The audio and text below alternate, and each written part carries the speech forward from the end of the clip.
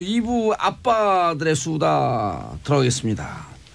정인설 한국경제신문 기자 자리하셨습니다. 안녕하세요, 정인설입니다. 예, 목소리가 좋아요. 저는 감기도 다 낫고 그런데 목소리가 더럽지 왜 이렇게? 미세먼지 때문이 아니고 저도 목이 되게 아픈데 미세먼지 전 때문에. 미세먼지를 주식으로 삼아서 먹어요. 살아요. 입안이 좀 서걱서걱하시네요. 손소 변호사님 예, 자리하셨습니다. 안녕하세요. 예, 고현준 만평 작가. 네, 반갑습니다. 시사 고현준입니다. 만평 작가죠? 네. 예, 시사 만평 작가. 그럼 시사를 만평으로 그리나요? 만평을 시사로 그리나요? 둘 다 합니다. 네. 어디 이제 제대하셨어요 오늘? 요거 오늘 제대복 입고 오셨네. 많은 사람들이 이제 태극기 집회 네. 때 의상이 아니냐. 아, 밀리로. 네, 그렇습니다. 그런 얘기를 하시는데 모자도 약간 빨간색. 네. 뭐 일부러 그런 건 아니고요. 예. 뭐 태극기 있는 집회 중에서도 힙합하는 애들이 같이 나오는 애들이 있어요. 있죠. 랩하는 분들이 있어요. 예. 예. 자, 첫 번째 아이템이죠. 어제 MB 직접 나섰죠. 노무현 전 대통령 죽음에 대한 정치 보복, 보수 괴멸 직접 수사를 작심하고 정치 쟁점화했네요. 이건 누가 쓴 거지? 고윤준 작가님이 썼어요? 뭐 제가 쓴 건 아니고요. 만평만 네. 그리시죠. 예, 네, 저는. 만평하고 저희 뭐 예. 제작진들하고 함께 얘기하면서 자, 어제 정리를 한 들으셨어요? 거죠. 네, 전 봤죠. 네. 전 다시 보기로 다시 봤는데 성명서를 발표하는 게 아니라 기침서던데 어디요? 미세먼지 때문에. 예, 기침서고 아니 그러니까 사람들 댓글 달잖아요. 곧 아프겠네 이제. 네. 그러니까요. 병원 가겠네. 아플 예정이다. 사전 포석이 아닌가. 네. 콜록 성명이다. 자, 그래서 우리가 한번 연결해봤어요. 이명박 전 대통령을 예? 전화로 기대됩니다. 자료를 전화로 연결했다는 네. 거예요. 자, 한번 들어보고 가겠습니다. 최근 검찰 수사는 처음부터 나를 목표로 하는 것이 분명합니다. 재임 중 일어난 모든 일의 최종 책임은 저에게 있습니다. 더 이상 국가를 위해 헌신한 공직자들을 짜 맞추기식 수사로 괴롭힐 것이 아니라 나에게 물어달라 하는 것이 저의 오늘의 입장입니다. 아유, 전화 연결하려고 했더니 자료만 연결이 되네요. 이게 기침 3번, 예, 혀 낼름 2번. 2번. 그거는 억지로 참더라고요. 네, 별로 안 했네요. 쩝쩝을 한 4번 정도. 예. 뭐 이걸 한 4번 하셨어요. 왜 그러냐면 그때 혓바닥을 내밀어야지 쩝쩝이 안 되는데. 그래서 쩝쩝과 새바닥은 동시 진행할 수 없더라. 예. 이게 지금 약 13문장 정도로 만들어진 성명서였고 3분 조금 더 됐어요. 시간이. 그리고 기자들의 어떤 질문 받지 않고 본인의 얘기만 쭉 하고 갔는데 뭐 앞서 말씀하셨지만 노무현 전 대통령의 그 죽음을 얘기했었고요. 그리고 정치 보복이라는 단어를 썼었고 보수의 괴멸이라는 표현을 썼습니다. 그리고 본인이 책임을 다하겠다. 뭐 본인이 타깃이 되고 있다. 뭐 이런 식의 어떤 그 프레임을 짜는 듯한 표현을 계속해서 썼었죠. 그러면서 이제 많은 분들이 보면서 그래서 책임을 지겠다는 것이냐, 수사를 받겠다는 것이냐, 가장 중요한 부분들에 대한 듣고 싶었던 말들이 있었잖아요. 그 부분에 대한 언급이 사실은 구체적으로 내용이 나온 건 없었거든요. 뭐 다스의 실소유주 그 여부와 뭐 국정특수활동비의 어떤 개입 여부 이런 것들에 대한 언급은 아예 거론조차 하지 않으면서 이게 좀 속빈강정이 아니냐, 기침만 하다 들어가신 게 아니냐, 뭐 이런 얘기들을 하고 있습니다. 이게 정치보복 얘기를 하면서 그 검찰의 수사가 짜맞추기다, 뭐 이런 식의 어떤 표현을 썼는데 이 부분에 대해서도 좀 표현만 셌지 내용이 전혀 없다, 뭐 이런 비판들이 나오고 있습니다. 예. 그런데 왜 했어요? 우리가 어제 오전에 방송했거든, 그 삼변시대에서. 네. 이건 뭐 쫄박했다라고 볼 수가 없을 것 같은데. 쫄박이 네? 뭐예요? 예, 많이 지금 뭐 쫄아서? 쫄고 놀랐다. 그리고 뭐 앞으로 어떻게 진행이 될지 스스로도 짐작이 안 되니까 그 뭐 어쨌든 김백준 전 총무비서관이라든지 이제 뭐 측근들이 계속해서 들어가고 구속되면서 굉장히 그 속도전이잖아요. 예. 오전에 구속되고 오후에 바로 검찰 소환돼서 조사받고 그 안에서 무슨 이야기가 오고 가는지 모르니까 어제 오전부터 사실은 뭐 삼성동 그 사무실에 나오냐 마냐 기자들 거기서 진치고 있었는데 안 나왔었고 측근들하고 무슨 회의를 했다 그러고 처음엔 5시에 발표를 하겠다 그랬다가 또 한 30분 딜레이가 되고 뭐 이런 과정들로 봐서 본인들의 입장 정리를 하는 것도 예. 그 MB 스스로도 입장 정리를 하는 것도 지금 굉장히 좀 혼란스럽지 않나. 아하. 조승복님 대박 어제 봉도사님 예언한 거 맞았네. MB가 정치쇼 듣는 거 아닌가요? 예전엔 낙검수는 들었더라고. 오세훈 씨가. 그래요? 오세훈 씨가. 아, 예. 예. 그리고 어제 우리가 한 며칠 전서부터 그랬어요. 옛날에 네. 이회창 나오듯이 직접 나와라. 그리고 우리 날 치고 우리 네. 주위 사람들 건들지 마라. 근데 그걸 처음에 그랬어야 되는 거거든요. 그렇습니다. 다 건들고 난 다음에. 때는 지지. 아니 예. 그리고 내 잘못이다. 나에게 나를 추궁해라라고 말은 했지만 사실은 그런 뜻은 아닌 것 같아요. 제 느낌은. 그렇죠. 진정성이 전혀 네. 없었죠. 오히려 전 이렇게 네네. 들리는데 나를 쳐라라고 하는데 나를 살려주세요. 네 그렇게 들립니다. 저도. 그리고 오히려 이게 측근들이 구속도 되고 또 검찰 조사 받으면서 입장을 바꾸면서 MB에게 불리한 진술들을 하고 있거든요. 마구 이미 쏟아져 나오고 하기도 있죠. 했고. 예. 그래서 오히려 측근들에게 한 얘기가 아니냐. 야 제발 계속 입장 유지해라. 어허. 내가 어떻게든 막아볼 테니. 그래서 근데 제가- 측근들에게 한 거 예. 아닐까 싶습니다. 아 중요한 포인트인데요. 음. 약간 도사 그 그런가요? 손도사. 도령. 아, 손도령. 도령 어울린다. 도령 괜찮습니까? 어울려요. 예. 고향이 보령이에요? 인천입니다. 네. 인천 손도령. 네. 예. 인천 주도령. 네. 주도령이 좋다. 주도령. 손도령보다 인천의 주도령. 예, 봉도사 밑에 주도령. 나쁘지 않은데? 예. 나쁘지 않다 진짜. 간판을 그걸 바꿔요. 좋네요. 네. 예. 알겠습니다. 저를 법무부- 변호사로 알고 있는 분이 계신데 봉도사한테 사살을 받은 주도령입니다. 법무법인 도령 괜찮아요. 괜찮네요. 네. 예. 좋네요. 그러니까 호르시쇼호. 아니 그럴까요? 도령 아니 주도령 그리고 법무법인 도령으로. 아니 그리고요 법으로 안 되면 신기로 해도 해결하겠다. 법보다 더 가까울 수 있습니다. 그렇죠. 도령대 왕수다. 이거 이름도 좀 바꿔봐야겠는데. 나쁘지 않은데? 예. 정도령 괜찮네요. 저도. 정도령. 야. 오. 아 정시들은 이래서 안 돼. 지금 거기다 깔때기를 갖다 버리는 건 뭐예요? 아 진짜. 깔때기를 스트로크 꽂듯이 팍 꽂아놓고. 정대감 밑에 정도령이에요. 그거 좋은데요? 이게 그 다급한 상황인 거는 확실히 느껴지잖아요. MB가. 그래서 그 썼던 표현들이라든지 이 성명서를 보고 정말 우리나라 네티즌들 대단하다. 그 어떤 그 행간의 의미를 찾아내고 있다. 이게 반응들 좀 살펴보면 그 노무현 전 대통령의 죽음을 언급하면서 보복이란 표현을 썼어요. 예. 사전적 의미를 보면 말이죠. 남이 저에게 해를 준 대로 저도 그대로 해를 갚아줌. 이게 보복이라는 건데 이것은 마치 본인이 노무현 전 대통령에게 뭔가 해를 줬다는 것을 인정하는 듯한 표현 아니냐라는 지적을 해줬고 저는 이게 베스트라고 생각하는데요. 인생을 바르게 살지 않으면 기침마저도 협조해주지 않는다라는 그 댓글을 남기신 분이 있습니다. 예. 기침은 숨길 수가 없어요. 네. 예, 첫사랑, 기침, 재채기는 숨길 수 없다 그러지 않습니까? 그리고 그 모든 것들이 그 처음부터 나에게 초점이 맞춰져 있었다. 그리고 뭐 측근들 괴롭히지 말고 나에게 물어라라고 했던 그 부분에 대해서 짧은 댓글 맞다.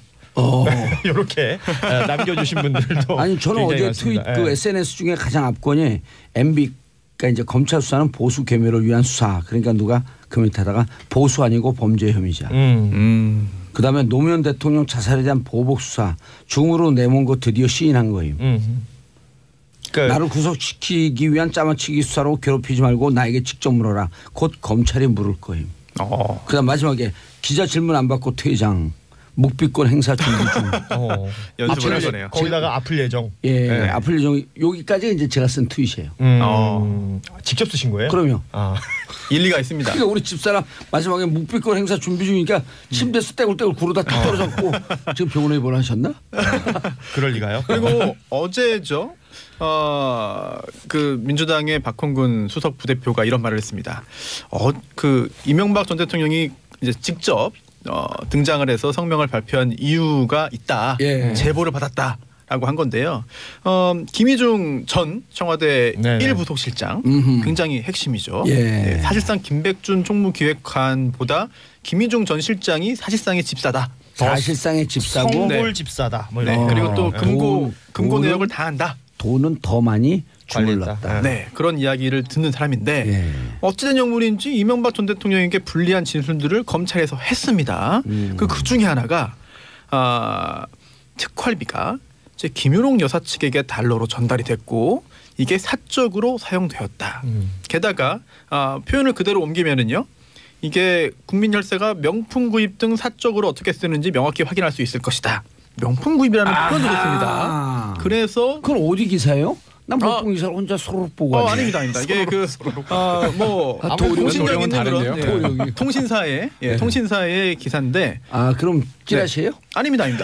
그런 통신사가 아니고요. 네, 우리나라에서 제일 큰 그 통신사의 기사인데 일단 그 박홍근 수석부대표의 이야기예요. 이게 국회 정치조정회의에서 한 말이거든요. 네, 그렇기 때문에 뭐 제보의 신빙성이 어느 정도 있지 않고서는 이런 말 할 수가 없거든요. 제가 여기서 고백을 하면요. 네. 이 제보를 4개월 전에 받았어요. 그래요? 그래갖고 제가 그 제2모 방송국에 나가서도 네네.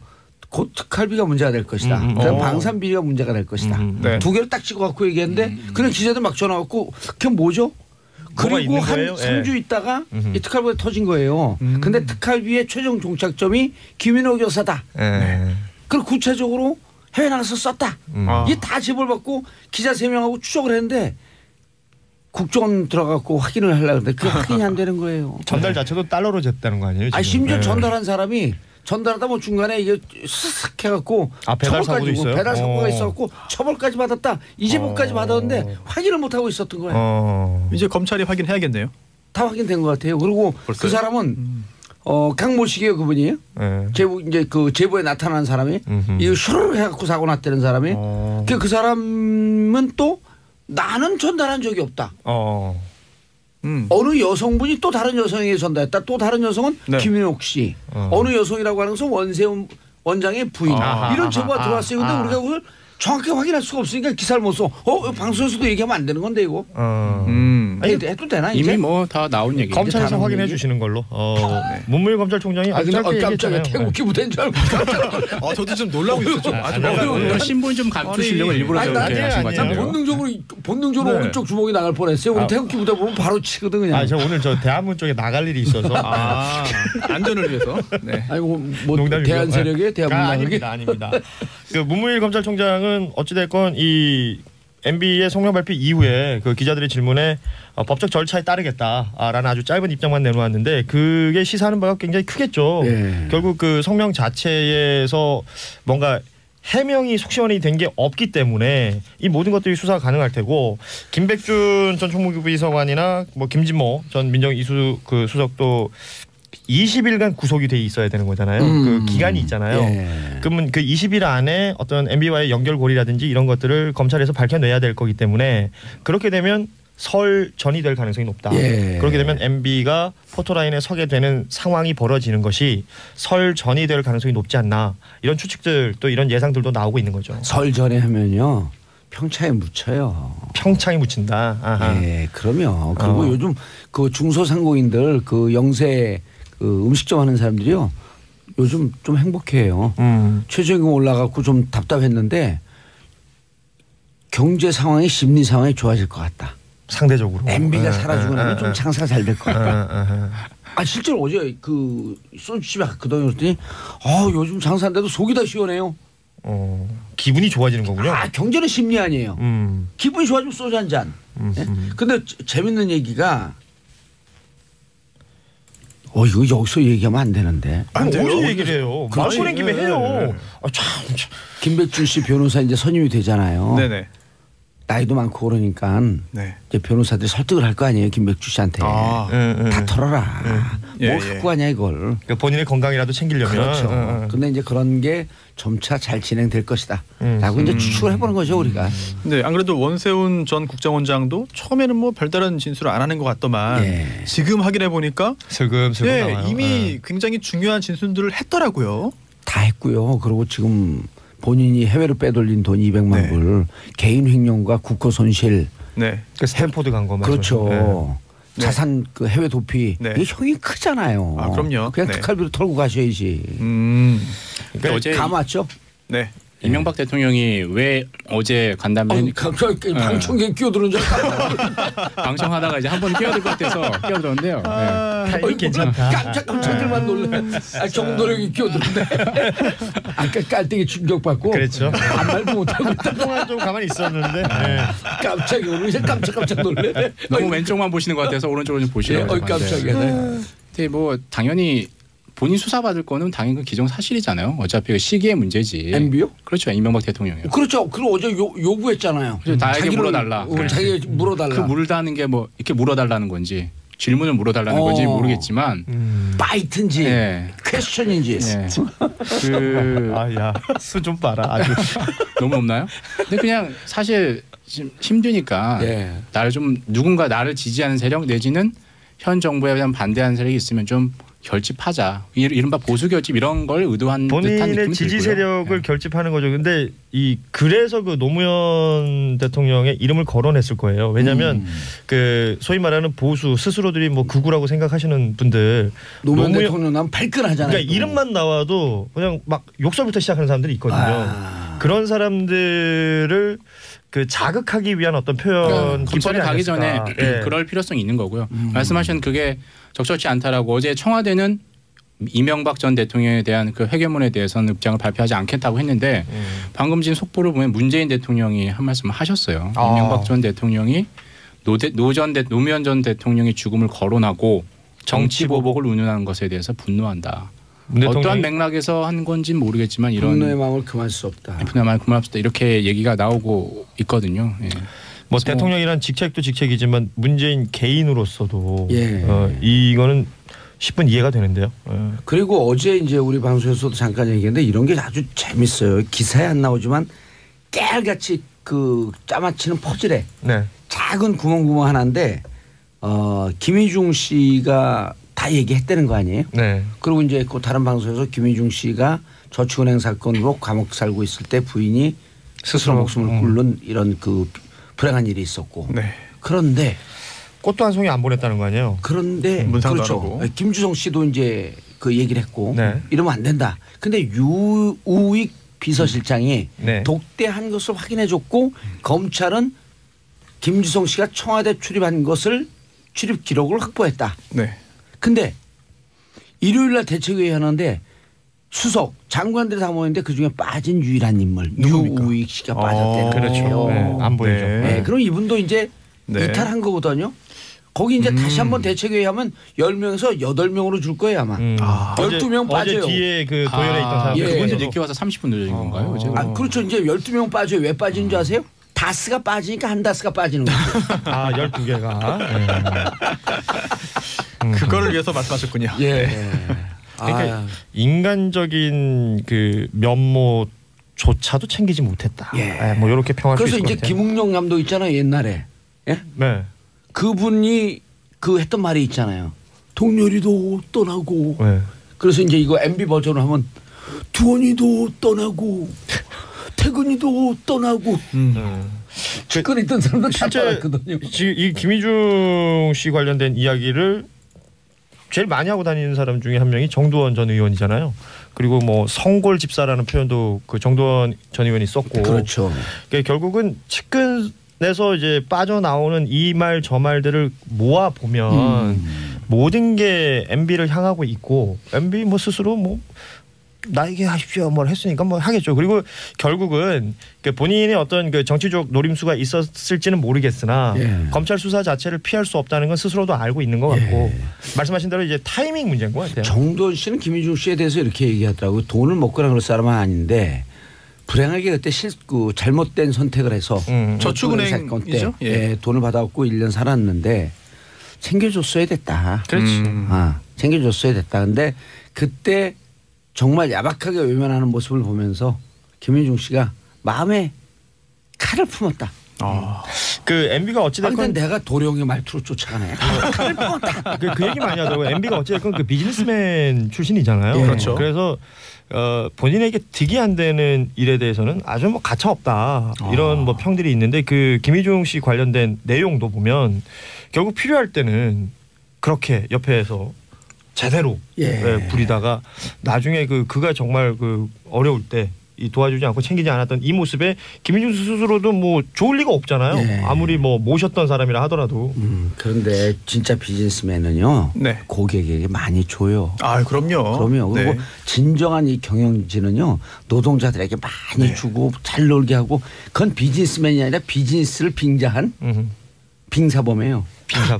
아니 너무 손해를 보면 안 되겠지만 결국은 뭐 비즈니스 마케팅도 고객이 미안해하는 마음을 느끼게 만드는 게 최고의 영업이지 중국집 않겠습니까? 사장이 하도 그 주방장을 괴롭히니까 주방장이 열받았고 네. 에이 망해라 그러고 재료를 잔뜩 놓대는 거예요. 좋은 재료를. 그래서 손님이 장사 엄청 됐겠네. 오. 대박이 네. 터져갖고 둘이 화해했다 네. 그러잖아요. 그리고 어제 성명의 마지막 부분이 평창 올림픽이었잖아요. 굉장히 좀 뜬금없지 않았습니까? 평창 올림픽도 있는데 좀 살려주세요. 약간 뜸이 또 있었어요 그 사이에. 네네. 네. 근데 저 뭐 개인적인 의견으로는 원고에 없었던 거 아닌가요? 평창 올림픽은? 아 그런가요? 그럼 그거 할 때는 원고를 안 보고 있던데. 그게- 자세히 보세요. 아니 본인이 그 올림픽 그럼 유치에 좀 뭐 기한 것도 더듬어요, 아닌데 그 혹시- 임기 내에 그 네. 결정이 되긴 했죠. 아, 방송 근데 일치가. 그래서 올림픽 끝날 때까지라도 본인에 대한 소환을 좀 늦춰달라는 그런 메시지가 담겨 있는 건 아닌가라는 생각도 저는 했습니다. 올림픽은 보고 싶다. 그건 좋아요. 네. 올림픽 좋아요. 그럼 올림픽은요 주요 종목은 감옥에서 또 생방으로 해줘요 다. 걱정 마세요. 아 생방으로 해줘요? 그러면 축구 국대 축구 이런 거요. 오. 그 시간 내 12시 이전에 네. 하면은 해줘요. 아, 틀어줘요. 원래 다 녹화해서 틀어주는 게 아니군요. 축구 보다가 막 소리치다가 네. 교도관이 와갖고 네. 의원님 점잖으신 분에 조용히 보시죠. 점잖은 분이라고 얘기를 했다고요? 그러면 점잖으신 분이 아니 TV가 점잖은데 조용히 보시라고. 자 인사식. 자 우리 광고 듣고 3부 돌아오겠습니다. 채널 고정. 아빠들의 왕수다 3부 순서 돌아오겠습니다. 정인설 그다음 이분들 이름을 잘 몰랐고요. 손소 변호사 고현준 만평 그냥 다 작가님. 도령으로 통일하시죠. 예. 나 고도령은 싫어요. 고도령 고도리, 고도령 고도리는 좋다. 고도리. 고도령 좋네. 그다음에 주도령. 정인설 설도령. 정시로 딱 좋은 건 남겠습니다. 한데 정도령은 나 혼자 해야지. 대감님 하셔야죠. 자, 샵 1035 짧은 문자 50원 긴 문자 100원 5256님 어제 이어폰 고장으로 정치쇼를 듣지 못해 밤잠을 못 이뤘습니다. 흐흐흐 정인설 손수 고현주님 반가워요. 네 반갑습니다. 어제 비트코인 하다가 이어폰이 고장 났나요? 이거가 아무 관계 없는 건가? 이어폰하고는 뭐 크게 상관이 없겠죠. 네. 알겠습니다. 자 이종숙님 정봉재 정치쇼 밖에 저분들 보고 손 한번 흔들어 주세요. 예. 손 한번 흔들어 주세요. 뭐 어린 친구들이 많이 왔네요. 네. 네. 어린 친구들은 저를 모르고 어머니 친구들은 저를 아는 거 같아요. 어머니 친구들. 어머니 네. 친구들. 자 오른쪽에 견화 왔습니다. 여러분들 보시는 우리가 이쪽을 흔들면 오른쪽에 견화 온 거예요. 이종숙님 정봉재 정치쇼 보려고 SBS 가입했네요. 반갑습니다. 유튜브만 듣다가 가입하고 로그인해서 보니 좋네요. 잘생기셨어요. 땡큐 크리스마스. 왜냐면 왜 땡큐 크리스마스인지 모르시죠? 네, 뭐예요? 저 성탄 전날 감옥 가서 성탄 전날 나왔거든요. 근데 우리 집사람 저한테 물어봐요. 아니 그러고 지나가면 사람들이 뭔 말인지 알아들어요? 왜냐면 제가 말을 뚱뚱 건너뛰면서 그렇죠. 얘기하거든. 네. 그래 내가 알아들어 다. 네. 어떻게 알았더니 그래서 우리 청취자분들이 당신보다 머리는 다 좋거든. 괜히 말 붙였다가 코 깨졌다고. 자 우리 계속 얘기해야죠. 지금도 계속 이렇게 뻥뻥 뛰죠. 네. 아니 계속 얘기해야죠 뭔가. 예, 얘기해야죠. 네. 어떤 얘기 할까요? MB 얘기를 끝까지 가죠. MB 네. 얘기로 계속해요. 예. 뭐 MB 성명 이후에 이제 정치권에서도 반응들이 나오잖아요. 예. 어찌됐건 지금 여당 민주당하고 정의당 국민의당은 너무 허접한 성명이었다라는 평가였고 예. 다만 이제 자유한국당 측에서 뭐 강하게 지지하면서 반응을 보였는데 홍준표 대표가 역시 또 그러니까 검찰에 대한 비판이면서 이제 함께 그 반응을 내놨는데요. 노골적으로 사냥개 노릇을 대놓고 자행한다. 뭐 이런 비판을 했어요. 그리고 지금의 권력이 영원할 것 같지만 한순간 큰 권력일수록 모래성과 같다. 뭐 이런 평가도 내놨거든요. 김광석의 일어난 노래 가사를 읊었네요. 투명하던 빛을 투명하던 뭐죠? 투명하던 이슬도 한순간에 그게 일어나야 말라버리지. 가사입니까? 일어나 가사죠. 예. 일어나 또 제18번 아니에요? 예. 일어날까요 그냥? 일어나 부르시는 걸 제가 봤거든요. 예. 예. 잘 불러요. 노래 진짜 잘하세요. 비꼬는 거 같아. 지금 라이브로 하실까요? 진짜 잘하세요. 자, 그래서 홍준표 대표 이렇게 얘기할 때는 검찰이 이제 앞으로 우리 논평도 이렇게 좀 재밌게 했으면 좋겠어. 막 진지하게 하지 말고 대놓고 사냥꾼 노릇을 한다? 그럼 검찰이 한마디 딱 해요. 사냥꾼한테 한번 물려볼 티야? 이렇게 했으면 좋겠어요, 논평을. 그럼 왜 사냥꾼이라고 우리를 비판했습니까? 이런 게 다 함의가 들어가 있잖아요. 그럼 직접적인 거 좋죠. 그 국민들이 좀 알아들을 수 있는 성명이나 네. 국민들에게 직접적으로 전달되는 어떤 의사 표현들이 좀 많았으면 좋겠습니다. 다 자기들만 아는 표현들을 써가지고. 맞아요. 네, 그거 불편해요.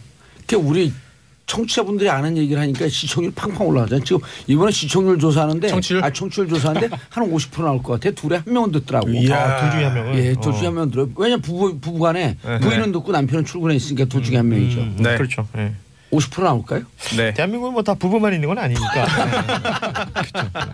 그렇죠.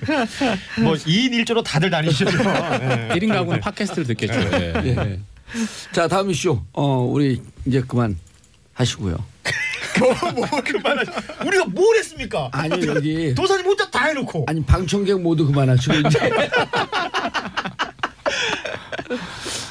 어제 남북 차관급 실무회담이 열렸었죠. 이제 북한 평창 동계올림픽 관련해서 대부분 확정을 지었는데요. 11개 항에 합의를 했습니다. 네. 크게 한 5가지 정도가 눈에 띄는 것 같아요. 한반도기 들고 공동 입장한다는 거. 그리고 여자 아이스하키 같은 경우 단일팀을 구성한다. 그리고 올림픽 전에 1월 말 2월 초에 금강산 쪽에서 합동 공연을 한다. 그리고 스키팀이 마식령 스키장에서 공동 연습을 하겠다라는 게 있고요. 그리고 이제 선수단 구성과 관련해서 뭐 응원단이라든지 뭐 기사단 이런 것들 관련해서 구성을 몇 명 하겠다라는 거하고 이동 경로 이게 중요하죠. 이동 경로를 그동안 막혔던 네. 곳 세 곳을 다 여는 거죠. 결과적으로 금강산에서 그 고성 그리고 속초로 이어지는 그 동해선이죠. 거기도 열고 그리고 개성에서 오는 그 경의선 철도를 열겠다. 그 도라산 통해서. 맞습니다. 예전에 개성공단 가던 길이죠.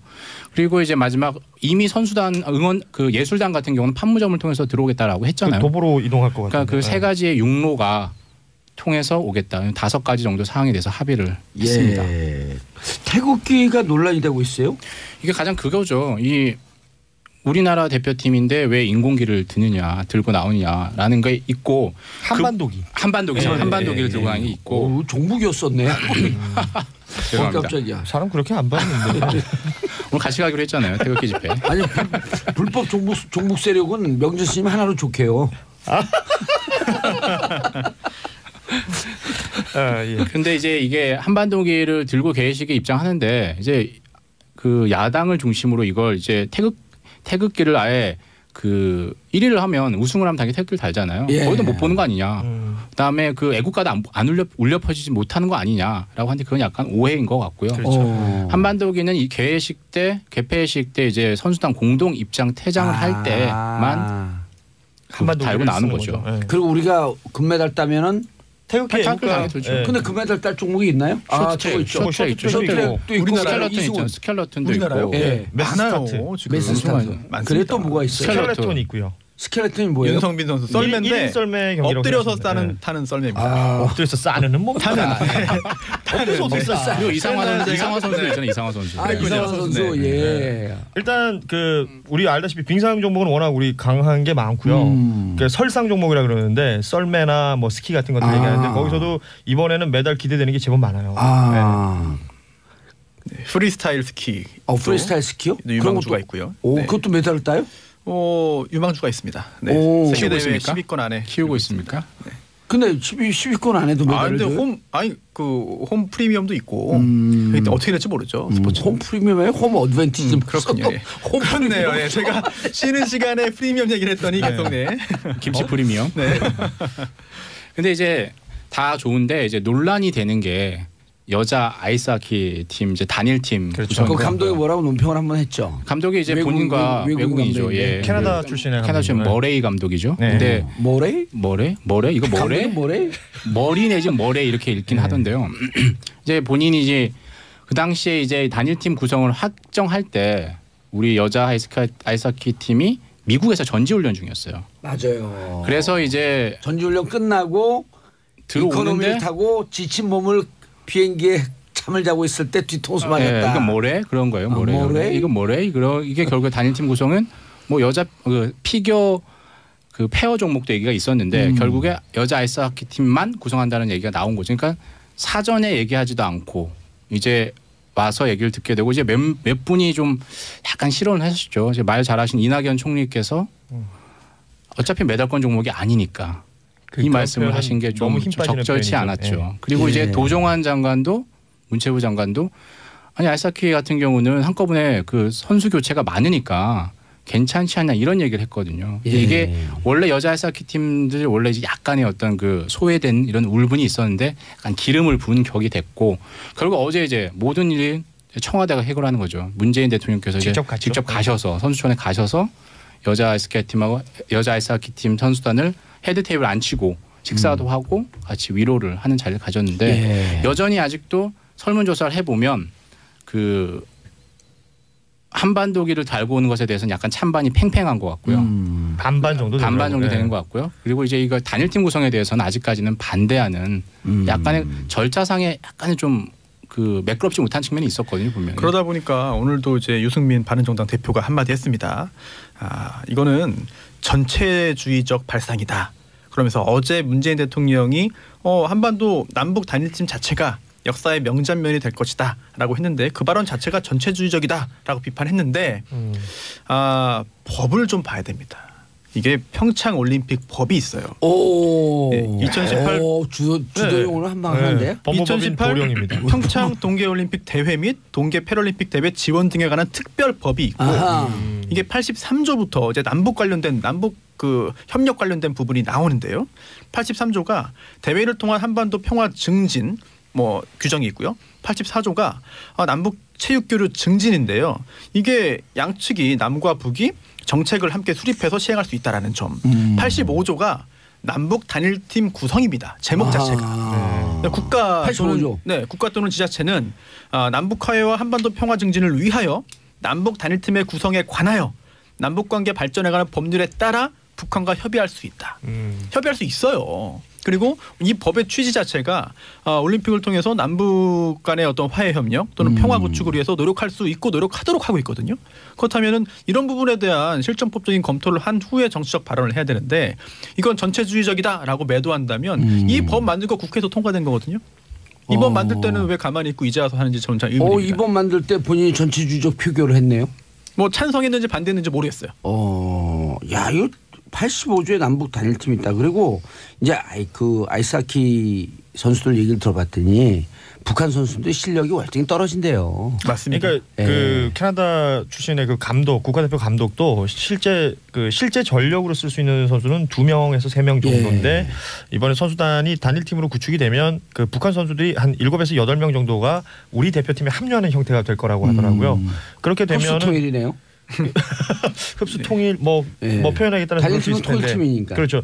그런데 결국은 경기력에 어떤 영향을 미치느냐를 또 이제 주요하게 볼 텐데 그 손발을 맞춰왔던 시간이 짧을 수밖에 없으니까 그 조직력에는 문제가 드러날 것이다. 그래서 그 캐나다 출신 감독이 했던 말이 저는 굉장히 주요하다고 생각해요. 단일팀의 의미만을 내세워서 북한 선수를 그 기용하는 문제에 대해서 감독에게 어떤 압력을 행사할 생각이라면 본인은 받아들이지 않겠다. 라는 표현을 했어요. 그러니까 경기력을 우선으로 생각해서 팀을 운영하겠다라는 뜻을 피력을 했기 때문에 북한 선수단들 중에서도 실력이 되고 팀에 도움이 되는 선수라면 함께 할 수 있을 테고 그렇지 않다면 단일팀이 구축된다 하더라도 경기력 자체가 저하되는 행위나 이런 것들은 하지 않겠다라는 감독의 의지가 있었고 어제 그 천혜성 차관도 얘기했잖아요. 감독권에 대한 확실한 보장에 대한 논의도 충분히 있었다. 이런 얘기가 있었으니까. 도종환 장관도 그런 말 하지 않았나요? 5명 정도로 예상되는데 감독이 선수를 북한 선수도 선발할 수 있도록 하겠다. 감독권에 대한 보장이 있어야 되는 거죠. 그러니까 일종의 그 기후에 대한 현답이네요.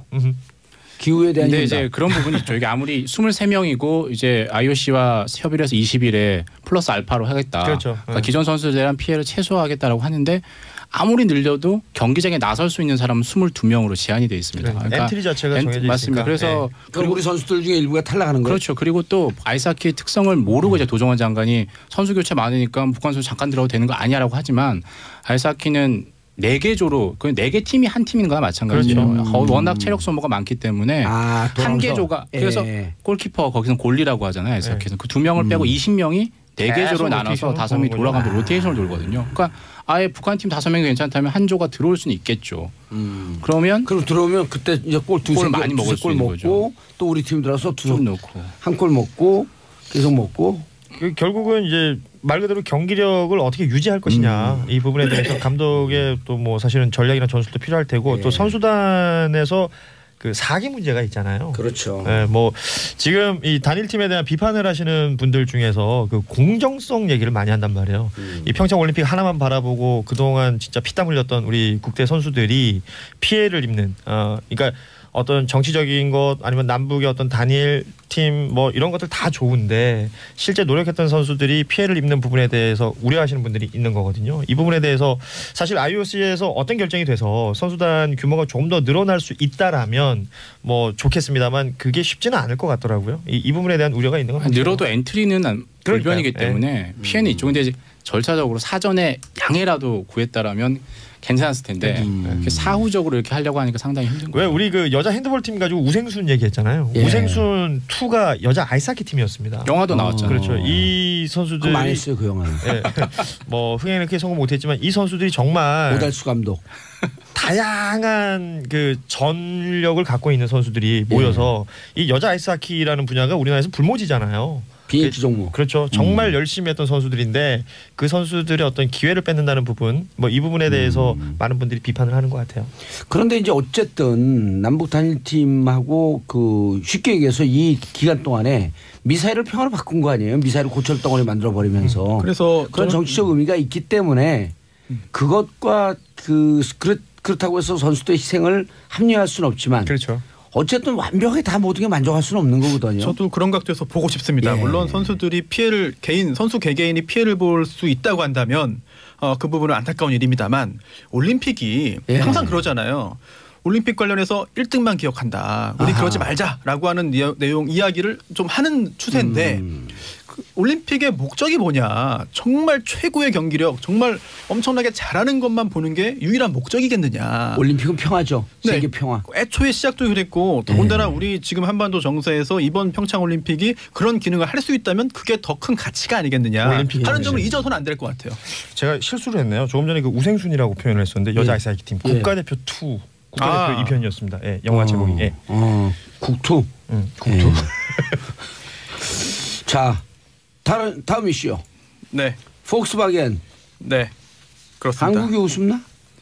한국이 호갱이가 좀 우습게 보는 것 같은 생각이 들어요. 왜냐하면 폭스바겐이 지금 판매를 영업 활동을 못했죠. 네, 2년 동안 못했는데 디젤 게이트. 그렇습니다. 이게 그 배출가스 관련해서 서류를 조작했다. 그래서 환경부가 차종을 지정을 해서 이제 인증 취소를 했습니다. 그래서 판매를 못한 건데 새로운 차종에 대한 이제 판매 인증을 배출가스 인증을 받았습니다. 그래서 이제 판매 재개가 임박했고 그런 부분에 대해서는 법적으로 문제 제기를 하기는 어려운 상황인데 문제는 이제 외국과 비교가 되는 거예요.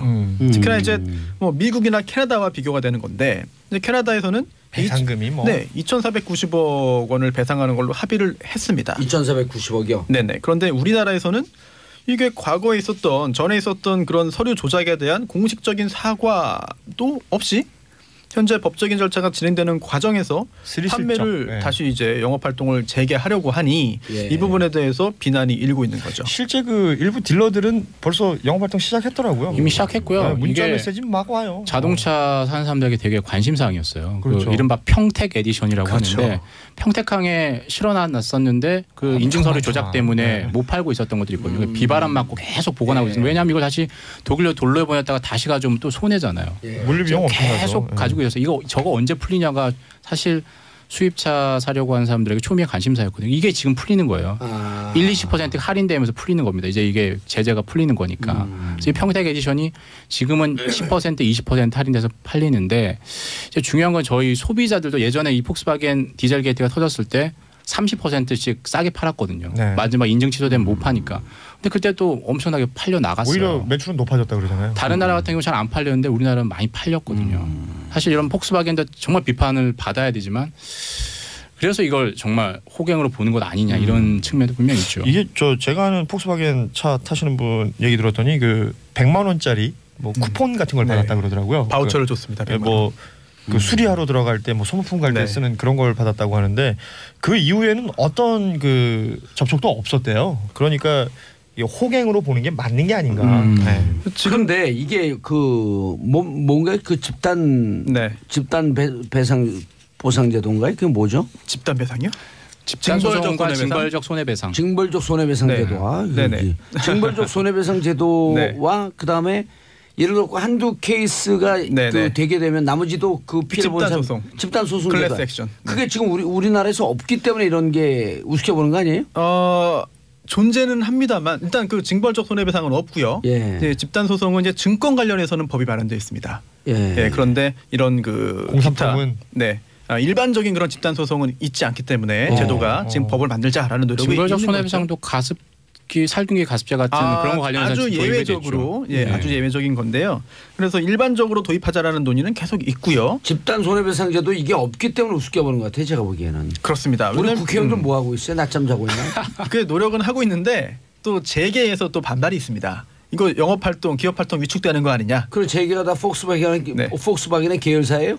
뭐 모르겠습니다. 네, 그래서 아까 얘기했지만 제대로 된 비즈니스 장사꾼들은 그렇게 생각하면 안 돼요. 그럼요. 오히려 고객들에게 돌려주는 게 더 크게 자기한테 돌아온다는 걸 알아야지. 지금처럼 하고 이제 고자세를 보여도 장사가 잘 되니까 굳이 그렇게 숙일 필요가 없다라고 생각하는 게 아닐까? 그렇게 짐작이 되는데 지금 재판이 진행되고 있어요.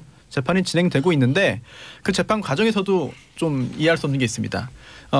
우리나라 국적의 그 직원은 형사처벌 받았는데 독일 국적에 오히려 또 고위직에 있던 그런 사람 독일인들은 기소된 후에도 독일로 출국을 해버렸습니다.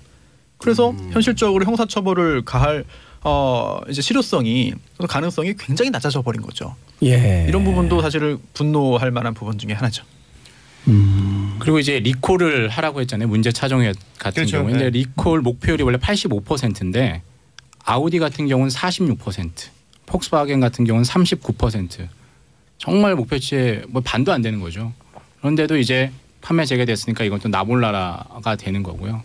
폭스바겐 설명은 이런 거죠. 이제 이게 리콜 하라는 거는 자발적 리콜이거든요. 고객들이 와서 고객들에게 문자를 주면 고객들이 와서 이제 수리를 받는 거예요. 근데 고객들이 안 받는 이유는 이 배기가스 배출을 줄이면 연비가 떨어지는 것 아니냐 이런 우려를 하거든요. 솔직히 그건 기술적으로 입증된 게 없어요, 사실. 그러니까 리콜 수리를 안 받는 거죠. 이런 건 그래도 그럼에도 불구하고 아우디나 폭스바겐 같은 경우는 밖에 만들어야죠. 그냥 가만히 내비두고 그럼요.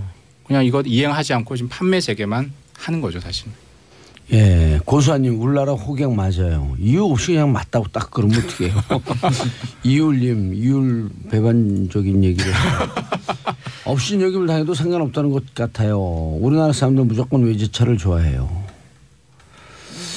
아휴, 좀 속상한데 근데 이런 제도를 만들어야지 외국 기업들도 좀 무서워요. 그러니까요. 시스템적으로 뭔가 구축이 돼야 될 것 같아요. 집단적 손해배상제도, 징벌적 손해배상제도, 집단 손해배상 이런 건 만들려고 그렇게 얘기를 하잖아요. 정봉주 정치조에서. 그럼 정봉주 정치조가 호갱이에요?